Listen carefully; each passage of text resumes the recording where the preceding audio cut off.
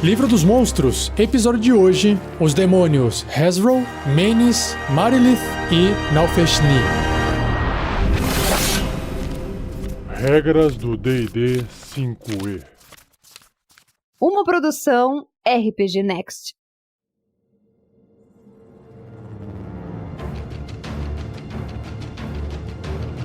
Começando então com Hezrol. Hezrol é um demônio que tem a aparência de um sapo humanoide. Então imagina um sapo andando de duas pernas, suas costas cheias de bolhas e uns espinhos. A pele parece ser bem craquelenta assim, nojenta, super forte. Só que a cabeça lembra a cabeça um pouco de um tubarão. Não o nariz, mas a boca. Os dentes de tubarão, a boca bem aberta, olhos bem separados. É um demônio. É feio, é um bicho bem feio.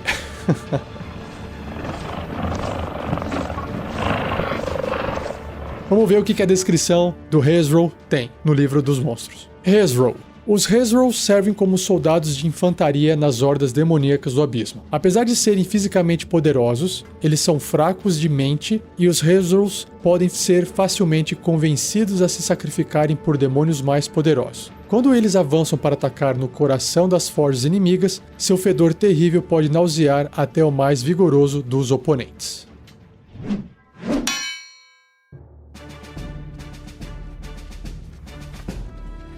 Bloco de estatísticas do Hezrol. Ele é um corruptor grande, ou seja, do tamanho de um ogro, mais ou menos. Tem a tag demônio e o seu alinhamento, sua tendência é caótica e mal. Sua classe de armadura é 16, uma armadura natural, uma armadura boa. Pontos de vida 136. Caramba, tem bastante pontos de vida para ser considerado simplesmente uma criatura para jogar no campo de batalha, hein? É muito forte isso aqui. Deslocamento 9 metros. Sobre seus atributos físicos e mentais, ele tem os físicos bem acima da média, como por exemplo força 19, destreza 17, constituição 20, e os mentais apenas a inteligência é bem fraca, né? Inteligência 5, sabedoria é 12, carisma é 13, o que é um pouquinho acima da média. Seus testes de resistência, ele tem força mais 7, constituição mais 8 e sabedoria mais 4. Ele é resistente a dano elétrico, fogo e frio, e os danos de contusão, cortante e perfurante de ataques não mágicos. Esse tipo de resistência a dano é bem padrão para os demônios. Ele também tem imunidade a dano de veneno e também imunidade à condição de envenenado. Também tem sentidos de visão no escuro de 36 metros e sua percepção passiva é de 11. Ele também fala idioma abissal e tem telepatia de 36 metros. E seu nível de desafio é 8, com 3.900 de XP. Bom, sobre suas habilidades, ele tem uma que se chama Fedor. Qualquer criatura que comece seu turno até 3 metros do Hezrol deve ser bem sucedida num teste de resistência de constituição de dificuldade 14, ou seja, ele vai tentar segurar o enjoo que ele está sentindo, ou ficará envenenada, ou seja, enjoada, até o início do próximo turno dela. Se obtiver sucesso nesse teste de resistência, a criatura fica imune ao fedor do Hezrol por 24 horas, ou seja, não é mais afetado por aquele cheiro. Conseguiu passar no teste, aquele cheiro não está fazendo mal para ela. Ele também tem resistência à magia, ou seja, o Hezrol possui vantagem nos testes de resistência contra magias e outros efeitos mágicos, ou seja, rola 2d20 ao invés de 1 e pega o melhor resultado. E nas ações ele tem ataques múltiplos. A criatura, o demônio, realiza 3 ataques, uau! Uma com sua mordida e 2 com suas garras. Então a mordida é um ataque corpo a corpo com arma, mais 7 para atingir. O alcance é 1,5 m, né? Um quadradinho, apenas um alvo. Se acertar, 15 ou 2d10 mais 4 de dano perfurante. Esses são os dentinhos de tubarão dele. E nas garras é um ataque corpo a corpo com arma, mais 7 para atingir. O alcance é de 1,5 m, apenas um alvo. Se acertar, 11 de dano e o dano é cortante. Então ele corta com as suas garras.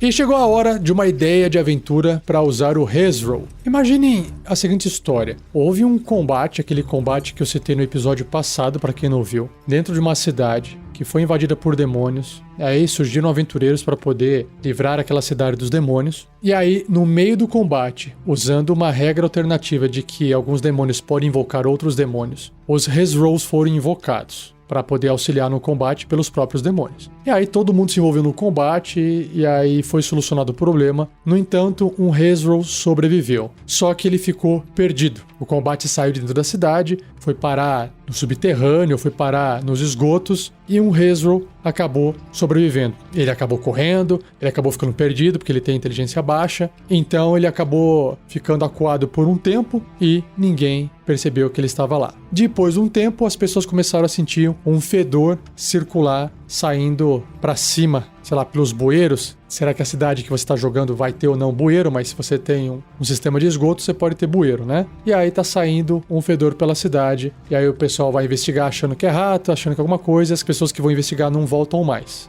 Então tem alguma coisa que tá matando e comendo as pessoas que entram nesse sistema de esgotos embaixo da cidade. E aí os aventureiros são chamados para poder investigar o que é que tem embaixo da cidade. E aí eles se deparam com uma espécie de masmorra, né? Eles até pegam um mapa ali com o prefeito indicando os caminhos, os locais que levam cada túnel de esgoto. Talvez não tenha toda a descrição de todos os túneis de esgotos, porque algumas casas são casas de pessoas mais ricas que pediram para poder apagar aquela informação do mapa, etc, etc, etc. E aí, uma vez dentro do esgoto, os aventureiros também descobrem que esses caminhos que não estão no mapa levam a locais que podem estar acontecendo uma outra coisa lá dentro. Talvez um grupo de cultistas percebeu que esse Hezro poderia ser uma oportunidade para entrar em contato com outro demônio mais poderoso e poder fazer algum combinado em busca de poder. E aí essa criatura demoníaca que está sendo contactada ordenou o Hezro a não atacar esses cultistas e ficar ali de boa até segunda ordem. Então os cultistas agora estão num processo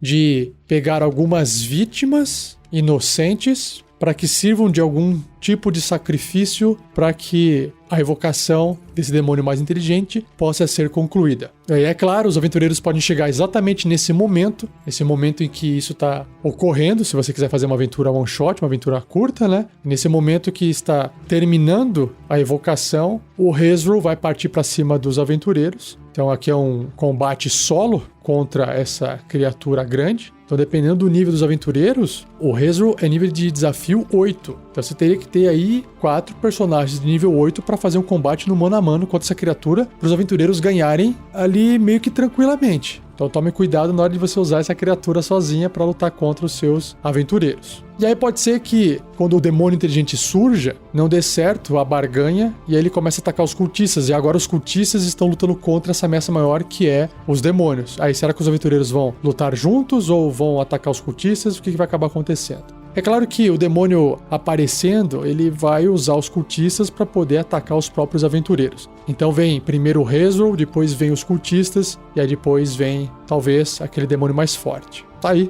uma aventura one shot que envolve investigação, exploração de masmorra em formato de esgoto e depois um grande combate em 3 ondas. Se você também estiver ouvindo isso agora e tá falando assim, Rafael, não, essa ideia não é legal, ou nossa, eu tô com uma ideia muito massa aqui na minha cabeça, você tem um lugar que você pode escrever essa sua ideia, dentro do fórum do RPG Next, lá todo mundo vai poder ver. Então você acessa rpgnext.com.br, acessa o botão do fórum, lá no menu superior tem lá fórum, e vá na parte de ideias e aventuras baseadas em monstros. Se você quiser acessar diretamente, o link tá no post desse episódio também. Vai lá e escreva a sua ideia. Compartilhe, certo? Vamos então agora pro próximo demônio. Seja você também um guerreiro ou uma guerreira do bem. Para saber mais, acesse padrim.com.br/rpgnext ou picpay.me/rpgnext.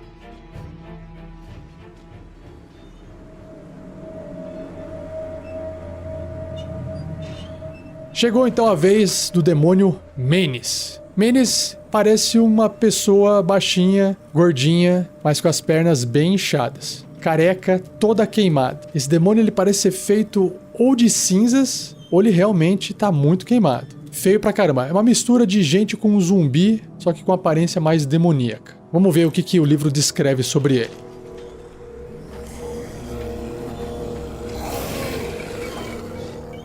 Manes, ou Manes, M-A-N-E-S. Almas de criaturas malignas que desceram para os planos inferiores são transformadas em Manes, ou Manes, a forma mais baixa da espécie demoníaca. Ah, que legal. Esses corruptores miseráveis atacam qualquer não-demônio que veem e são chamados ao plano material por aqueles que buscam semear a morte e o caos. Orcus, o príncipe dos mortos-vivos, um Lorde Demônio, detém o poder de transformar manes, ou manes, em mortos-vivos. Ah, por isso que tem aquela aparência que eu citei. Geralmente carniçais e sombras. Outros Lordes Demônios alimentam-se de manes, ou manes, destruindo-os completamente. Do contrário, matar um manes faz com que ele se dissipe em uma nuvem fétida de vapor que se reforma em outro manes após um dia. Eita, só para ajudar.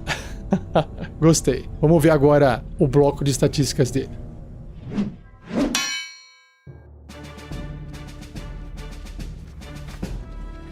O bloco de estatística do Manes, ou Manes, ele é bem pequenininho. Ele é um corruptor pequeno, ou seja, o tamanho de um Halfling, tamanho de um gnomo. Ele tem a tag, o descritor demônio, e também é caótico e maligno, como todo demônio até agora. Sua classe de armadura é 9, olha só, é bem fácil de acertar ele. Pontos de vida também 9, pouquinho pontos de vida, deslocamento 6. Ele vai andar e vai se deslocar um pouquinho menos que um Halfling, um pouquinho menos que um gnomo. Seus atributos físicos e mentais são bem fracos. Ele tem força 10, ou seja, na média, destreza 9, um pouquinho abaixo da média, constituição 13, que é o melhor atributo que ele tem. Agora, inteligência 3, sabedoria 8 e carisma 4, faz dele um bicho realmente bem bucho de canhão, né? Ele tem resistência a dano elétrico, fogo e frio, ok. Ele também é imune a dano de veneno e, além da imunidade de condição de envenenado, como todo demônio vem apresentando até agora, ele também não pode ser amedrontado e nem enfeitiçado. Legal.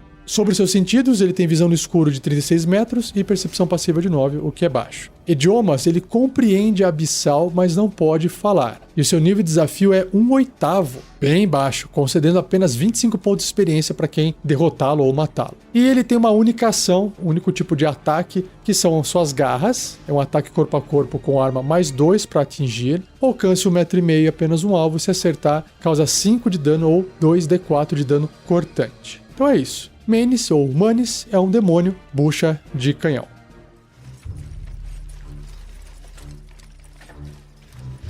Ideias de aventuras, ou ideia de encontro ou ideia de combate, né?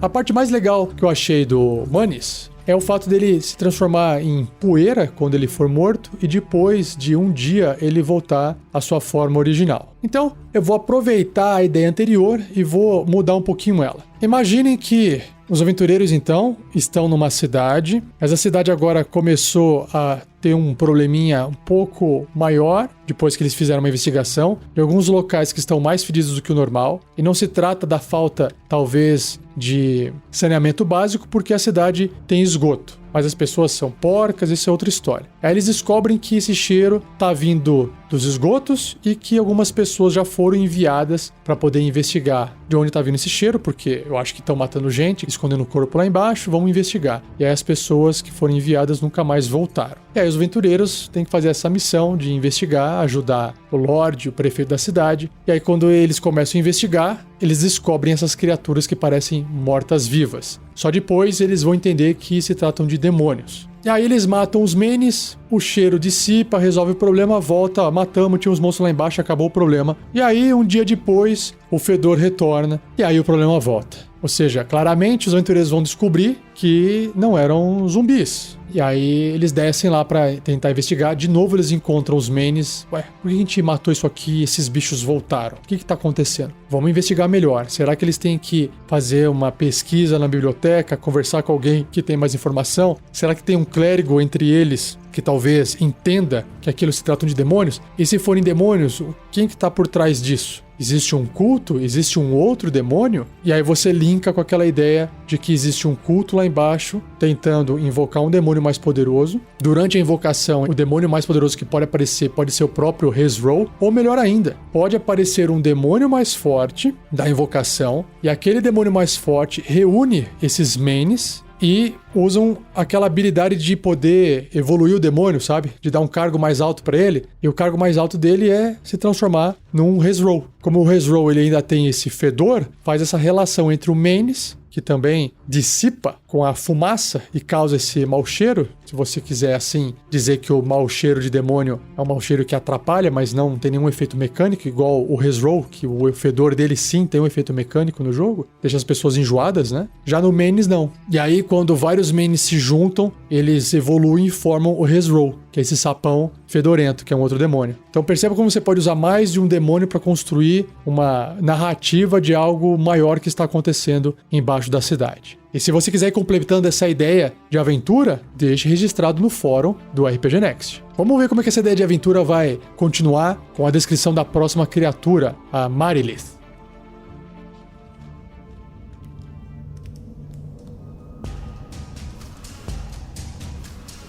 Para quem não conhece o demônio Marilith, a imagem dela é bem famosa. Imagine uma serpente grande e aí da cintura para cima é uma mulher. Só que essa mulher, ela tem 6 braços, 3 de cada lado. E cada um dos braços segura uma espada. Eu acho que você já viu isso em algum jogo ou em algum filme de fantasia medieval. Acompanhe comigo o que o livro descreve sobre esse demônio. Marilith. Terrível de se encarar, uma Marilith tem a parte inferior do corpo de uma grande serpente e o torso superior de uma humanoide com 6 braços. Foi o que eu descrevi. Empunhando uma espada assustadora em cada uma das suas 6 mãos, uma Marilith é um oponente devastador ao qual poucos conseguem se comparar em batalha. Essas demonisas possuem mentes afiadas, um senso tático muito apurado e elas são capazes de liderar uma unidade de outros demônios em uma causa comum. As Mariliths são muitas vezes encontradas como capitãs na vanguarda de uma horda demoníaca, onde elas abraçam qualquer oportunidade de investir na linha de frente de batalha. Gostei, hein? Vamos ver então o bloco de estatísticas dela.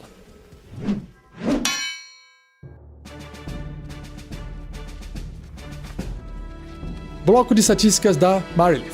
Ela é uma corruptora grande, ou seja, do tamanho de um cavalo ou de um ogro, tem a tag demônio e é caótico e maligno. Sua classe de armadura é 18, é uma armadura natural. Uau, legal. Pontos de vida 189, bastante. Deslocamento 12 metros, também é rápida. Nos seus atributos físicos e mentais, todos bem acima da média. Força 18, destreza 20, constituição 20, inteligência 18, sabedoria 16 e carisma 20. Lembrando que a média é se tudo fosse 10, hein? Muito forte. Ela tem testes de resistência de força mais 9, constituição mais 10, sabedoria mais 8 e carisma mais 10. Também bem forte em tudo, né? Ela tem resistência a dano elétrico, fogo e frio e de contusão cortante e perfurante de ataques não mágicos. Tem imunidade a dano de veneno e imunidade à condição de envenenada, assim como os outros demônios fortes. Sobre os seus sentidos, ela tem visão verdadeira de 36 metros, uau, e percepção passiva de 13, tá ok. Idiomas ela fala, né, compreende abissal e usa telepatia de 36 metros. Seu nível de desafio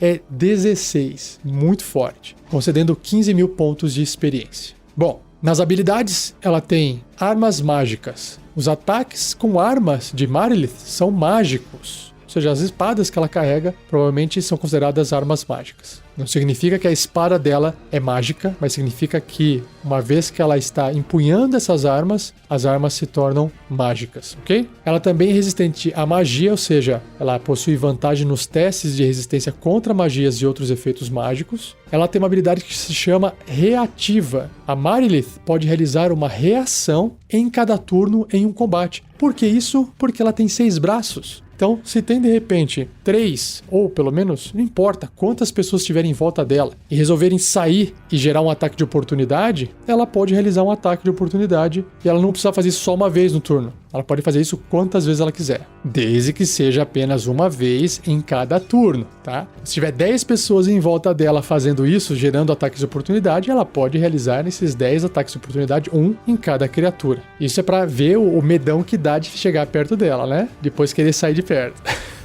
Lembrando que é uma reação, tá? Reação não precisa ser utilizada apenas com ataques de oportunidade, mas num combate é o que vai acabar saindo aqui com ela, é o mais provável. Sobre suas ações, ela tem ataques múltiplos, não diga. A Marilith realiza 7 ataques. Caraca, não 6, 7. 6 com as suas espadas longas e 1 com a sua cauda. Nossa, tem a cauda ainda para atrapalhar o negócio. Então, a espada longa é um ataque corpo a corpo com arma, mais 9 para atingir, o alcance é de 1,5 m, apenas um alvo. Se acertar, 13 de dano, 2d8 mais 4 de dano cortante, aí você fala, não é tanto dano assim, né?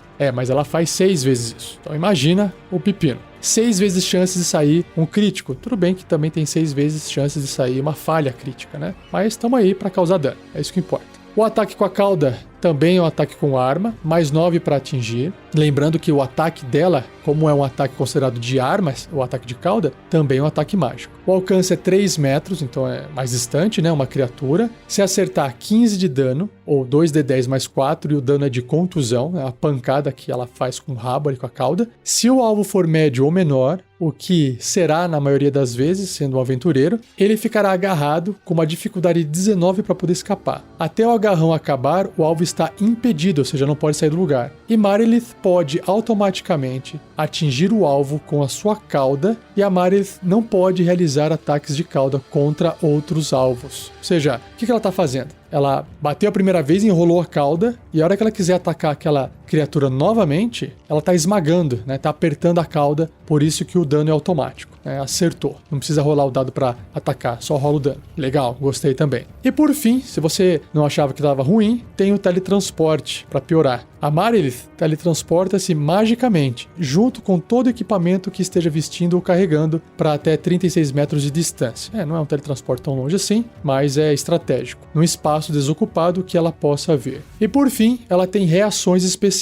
Uma delas é o aparar, né? Vai colocar as espadas na frente para parar um golpe, imagino eu. A Marilith adiciona 5 à sua CA, ou seja, sairia de 18 e iria para 23, com ataque corpo a corpo que poderia atingi-la. Para tanto, ela deve poder ver o atacante e estar empunhando uma arma corpo a corpo. Bom, ela tem 6, então é tranquilo, né? Vai tentar desarmar uma bichinha dessa aí? Vai ter que tentar fazer isso para os 6 braços dela para ela poder parar de aparar.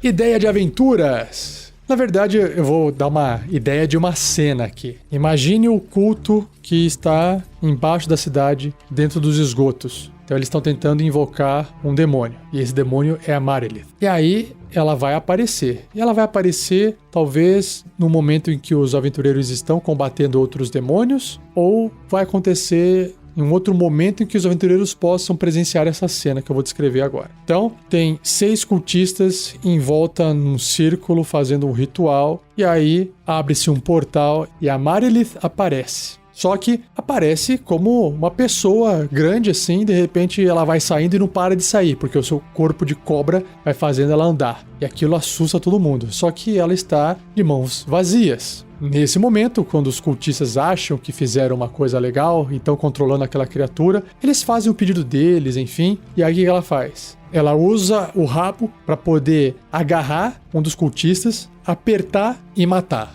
E aí, a hora que ela mata o cara, escorre sangue, todos eles sacam suas adagas, mas aquele sangue do cultista tá escorrendo em cima dela, ela tá, completando o ritual. Todos eles pegam suas adagas para atacar a Marilith. Ela luta com eles, dando socos, ela combate, e para cada cultista que ela vai matando, porque ela é muito forte, né? Ela pega a adaga dos cultistas, uma em cada mão, passa naquele sangue que ela matou do cultista, e aquela adaga começa a ficar maior, se tornando uma espada longa. Ou seja, essa aparência que vocês estão vendo dela, de uma mulher segurando 6 espadas, basicamente as espadas vieram desses cultistas que ela matou. Já justificou por que ela tá cheia de arma, assim. E aí, ela pega os corpos dos cultistas que foram mortos, ela faz um novo ritual e transforma aqueles cultistas, os corpos daqueles cultistas, em manes. Revivem os corpos daquelas pessoas e agora viraram demônios que eu descrevi anteriormente. Então eu estou complementando a ideia da aventura anterior, complementando essas cenas. Se você quiser complementar também, já sabe, fórum do RPG Next.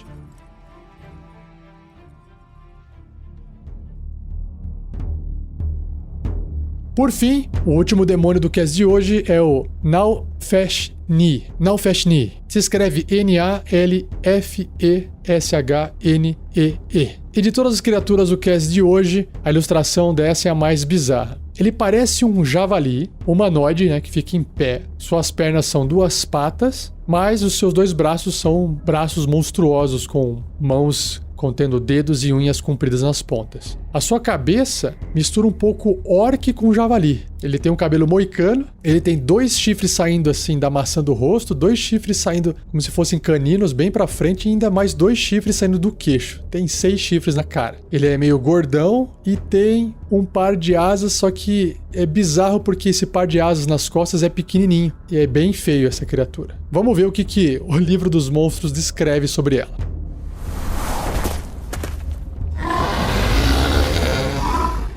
Nalfeshni. O Nalfeshni é um dos demônios mais grotescos. Percebi. Uma mistura corpulenta de gorila e javali, medindo 2 vezes a altura de um humano, com asas plumadas que parecem muito pequenas para seu corpo inchado.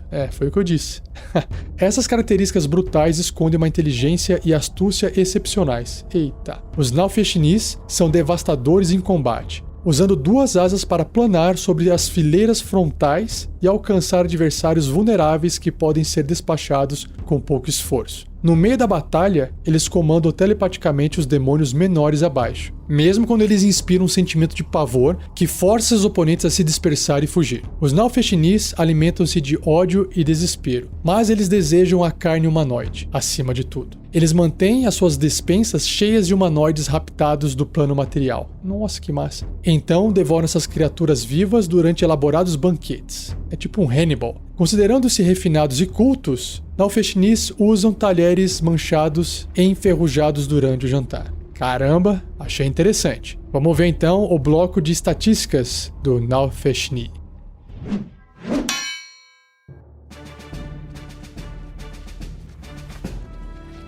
O Nalfeshni é um corruptor grande, ou seja, o tamanho de um ogro, com a tag de demônio, caótico e mal. Até aqui não tem novidade, né? Classe armadura 18, uma armadura natural. Pontos de vida 185, bastante. Deslocamento andando 6 metros e voando 9. Sobre os seus atributos físicos e mentais, ele tem todos acima da média. Só que a força é bem forte, 21. Destreza 10. Então esse é o único que não é acima da média, porque tá na média. Constituição 22, inteligência 19, sabedoria 12, um pouquinho só acima da média, e carisma 15. Então é uma criatura forte aí em todos os sentidos, né? Teste de resistência, constituição mais 11, inteligência mais 9, sabedoria mais 6 e carisma mais 7. Então bem forte também. Resistência a dano, vamos lá, tudo igual de outros demônios. Elétrico, fogo, frio, contusão, cortante e perfurante de ataques não mágicos. Também tem imunidade a dano de veneno e a condição de envenenado. Sentidos, visão verdadeira de 36 metros e percepção passiva de 11. Idiomas, ele fala e compreende abissal e usa telepatia a 36 metros de distância. Seu nível de desafio é 13, concedendo 10 mil pontos de experiência. Ou seja, é um demônio bem forte. Ele também tem resistência à magia, ou seja, ele rola 2d20 e pega o melhor resultado, faz uma rolagem de vantagem durante os testes de resistência contra magias e outros efeitos mágicos. E as suas ações. Ele tem ataques múltiplos, ou seja, ele usa o seu limbo de pavor,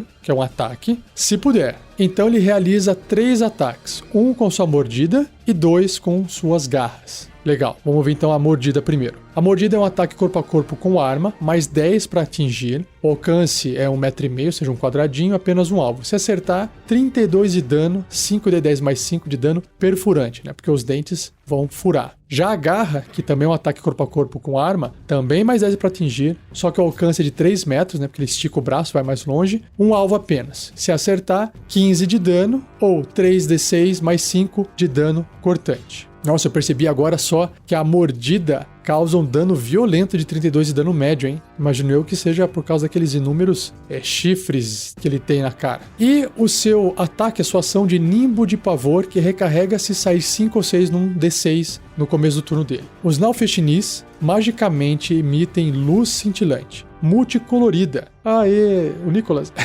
Cada criatura até 4,5 metros dele que puder ver essa luz deve ser bem sucedido num teste de resistência de sabedoria com dificuldade 15 ou ficará amedrontada por 1 minuto. A criatura pode repetir o teste de resistência no final de cada um dos seus turnos, terminando o efeito se for bem sucedida. Então, se ela ficar amedrontada, ela não consegue se aproximar, né? Não consegue chegar perto, não consegue ir mais para perto do demônio. Se o teste de resistência de uma criatura for bem sucedida, ou se ela terminar o efeito nela, a criatura fica imune ao nimbo de pavor do Nalfeshni pelas próximas 24 horas, um dia inteiro. Ou seja, a tática desse demônio é tentar apavorar uma criatura, ou várias criaturas, porque é todo mundo que tiver até 4,5 metros dele, então acho que ele vai voando ali e pousa numa região estratégica, aí usa esse nimbo de pavor. E aí ele parte pro ataque dele com a mordida e com a garra. Por fim, a última ação dele também é o teletransporte, assim como a Marilith. Ele pode se teletransportar magicamente junto com todo o equipamento que esteja vestindo ou carregando para até 36 metros de distância num espaço desocupado que ele possa ver.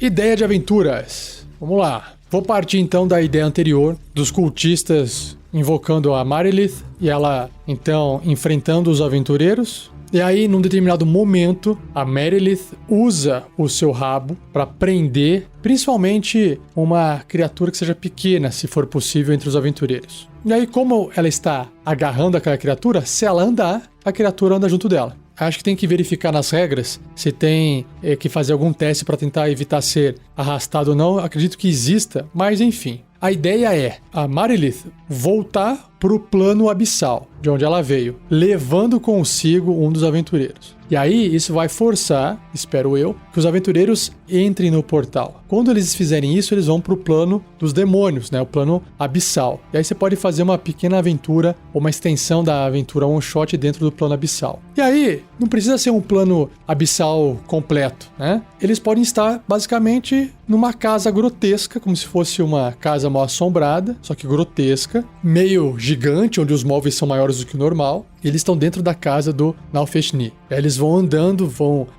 observando até chegar numa sala onde eles vão ver aquela mesa montada com pedaços de humanoides e o Nalfeshni está ali se banqueteando daqueles humanoides mortos e tem um monte de coisa nas paredes, pedaço de carne pendurada, esqueletos, enfim. E aí do lado tá a Marilith segurando ali no rabo a criatura. A criatura pode estar desmaiada às vezes também, não tem problema, sabe? Não precisa estar viva.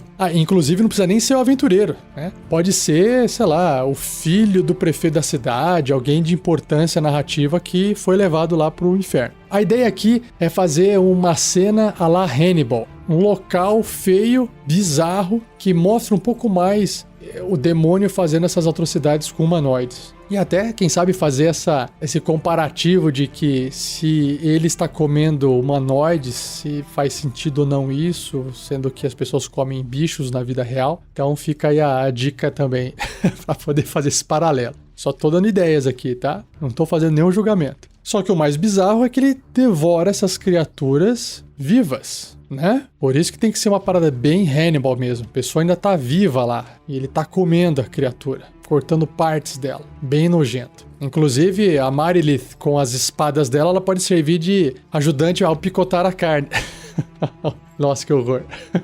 Só que pode chegar num ponto em que são tantos demônios em nível de desafio tão alto que já não existe mais um combate aqui, né? É uma missão de resgate, então essa missão não vai envolver necessariamente um combate. Pode ser que os aventureiros tenham entrado nesse plano abissal com reforços e os reforços são os que vão acabar morrendo no processo, né? O limbo de pavor do Nalfeshni pode ser aplicado exatamente quando eles estiverem assistindo aquela cena. Meu Deus, isso é apavorante ver essas pessoas sendo comidas nesse momento. Você pode fazer esse vínculo que o nimbo de pavor está sendo ativado, né? Está sendo utilizado porque o pessoal viu aquela cena. Pronto, você pode usar dessa forma. Claro que não é por causa disso, mas se o Nalfeshni for aparecer só dessa forma numa aventura one shot, não tem problema ser dessa forma. Ou ele de repente abre a boca e mostra pedaço de gente dentro da boca dele e aí isso é nojento o suficiente para deixar todo mundo com medo. Ou ele fala, vou te comer, você é o próximo, e a pessoa fica morrendo de medo. Então a ideia é que os aventureiros tenham que resgatar e sair fora, porque eles não vão aguentar um combate, certo? Só que como é que você vai fugir de um demônio desses que voa, que se teletransporta? A Marilith também se teletransporta. O que pode acabar acontecendo aqui é que os dois podem começar a discutir, porque eles são caóticos e malignos, brigar um com os outros, porque o combinado era um, depois o combinado era outro, eles começam a se desentender e essa é a brecha que eles têm para poder picar a mula de dentro do plano do abismo. E aí o que resta para eles fazerem é chegar ali no portal e fazer alguma coisa para fechar o portal e prender as criaturas lá dentro. Pode ser burrice? Pode ser burrice das criaturas. Mas perceba, o Nalfeshni tem sabedoria 12. Então, por mais que ele seja muito inteligente, ele pode se comportar mal por ter uma baixa sabedoria. Já o que não funcionaria tanto com a Marilith, porque a Marilith tem uma sabedoria mais alta de 16. Mas como ele é mais brutamontes, mais ignorantão, não é tanto assim porque tem uma sabedoria 12, mas talvez seja o suficiente para ele poder, né, acabar discutindo com a Marilith e aí não dá certo e aí os aventureiros podem acabar escapando. Bom, eu falei bastante, não cabe eu ficar falando mais aqui, dando mais ideias, eu acho que vale a pena você complementar. O que será que fez o Nalfeshni e a Marilith se desentenderem? Principalmente o Nalfeshni, que tem uma sabedoria mais baixa. O que fez ele encrencar com ela, que permitisse os aventureiros talvez fugirem dali com o seu amigo ou a vítima que foi levada para ser comida viva pelo demônio? Deixe escrito no fórum, no site do rpgnext.com.br, lá na parte de ideias de aventuras com monstros, beleza?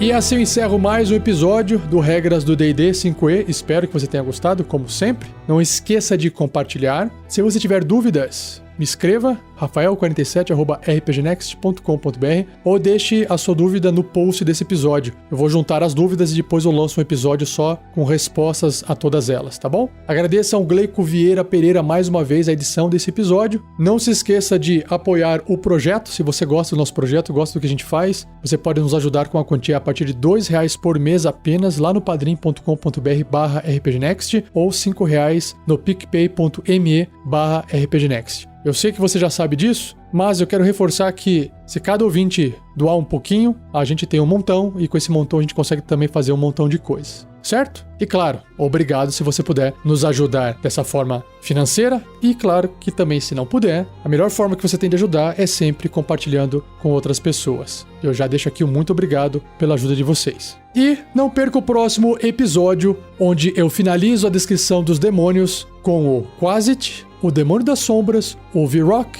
e o Yoshilol, tá bom? Muito obrigado, um abraço e até o próximo episódio.